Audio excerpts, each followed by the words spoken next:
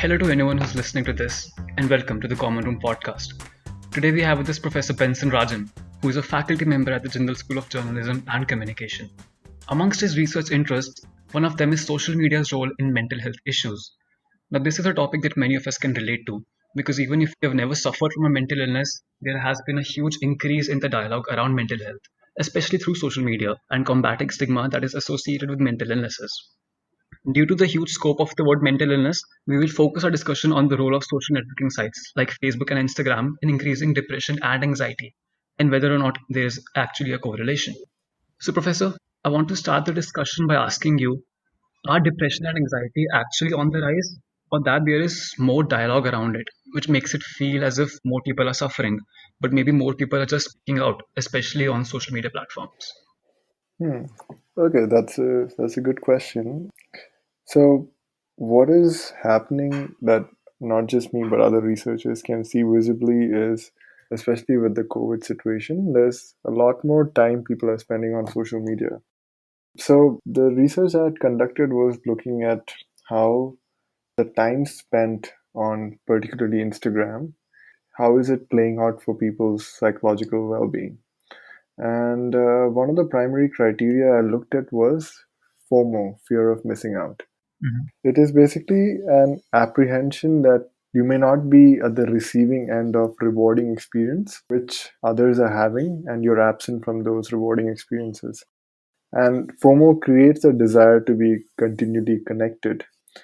What my study was looking at was how does FOMO play out with the amount of time people are spending online? And to quantify it, what came out was the volume of time people are spending online was directly proportionate to the amount of FOMO they were experiencing. And the more FOMO they were experiencing, it showed that it was having detrimental effect for them in terms of depression and anxiety. Mhm. And what we know is the fact that there is an increased culture of putting information out there. And even in terms of marketing, like there are flash sales happening all the time. There's deals and stuff which is coming out all the time. So this culture around social media is completely focused on information overload. Because even if you own a brand, you'd keep wanting to post it. You keep want your influencers to keep posting content about it. So there is just so much overload that people start feeling like, okay, we can't keep up with the amount of volume of information coming in. So it leads to fatigue, it leads to anxiety, and that is what my study pretty much was telling me about FOMO. And social media has definitely contributed, and COVID has definitely added to an increased or like a hyper element of depression and anxiety now than ever before because of the volume of people on social media. Now, Professor, it's interesting that you bring out the topic of fear of missing out Hmm. because I was reading a research paper. Hmm. It had more than 2,000 students who were participating in the research, Hmm. and what it found was that compulsive use of social media actually had a higher correlation with increased depression and Hmm. anxiety, and fear of missing out does not directly have a correlation with depression and anxiety, but it actually has a correlation with compulsive social Hmm. media use, and that Yeah. might result in increased levels of Mhm. depression and anxiety. So, yeah, I mean, that is one way to look at it, but that is one study also. Like, my study quite clearly finds a correlation between two.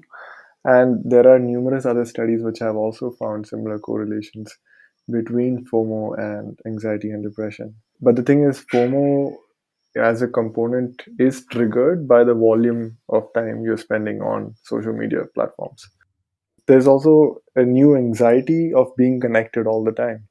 For instance, like, this is again like I don't completely believe this, but the example one of my uncles was giving is, for instance, if your girlfriend messages you, if you don't message within 2 seconds, it probably means something happened to you. And if you don't message within 4 seconds, it means that you're running away or you're breaking up or something like that. So it's always very dramatic based on the speed of interaction. So those those cultural elements are also being drawn in now than ever before.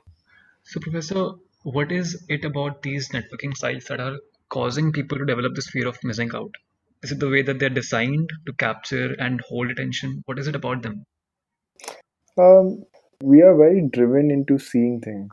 Like we want to know what's happening, and we also want to be constantly informed about things. Mhm. And social media has made it very easy for us to look into other people's lives. And what was a neighborhood gossip central has become the same on social media platforms. You can easily find out what's happening in somebody else's life. You can understand their preferences, and I think it's become quite a norm to stalk people. In fact, the word stalk has completely transformed. It's quite a norm to say, "Oh, I have stalked you online." My generation probably would never say that because Yeah. that has such a negative connotation. So stalking as a cultural habit has become so prominent that it's very easy for us to not think twice before looking people up, looking into their lives, trying to identify things into their lives. And unfortunately or fortunately, it is information at the end of the day. And it's information that helps you navigate your social environment in a more conducive manner than you could earlier.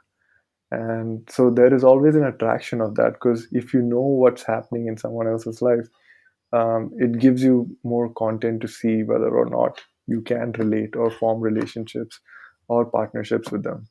So there is, and that has become a lot easier than earlier it used to be. So that is one of the primary driving principles. And then, of course, you're also learning because something can be a window, but it can also be a mirror. You're also wanting to show yourself to the world because it is a great platform to do the same. And therefore, you invite as well as you watch. Mhm. So it's a window and a mirror in a way, and everybody has one. So it's it's interesting to see what's happening in other people's lives and to show them how happening yours is because that's part of your social branding. So people who might be interested in this and want to understand this better, how Hmm. easy or difficult is it to actually ascertain whether social Hmm. networking sites play a role in increasing depression and or anxiety? So how reliable are the studies that are conducted? Yeah, there's a lot of study, and there's a lot of study that supports similar data that you come across.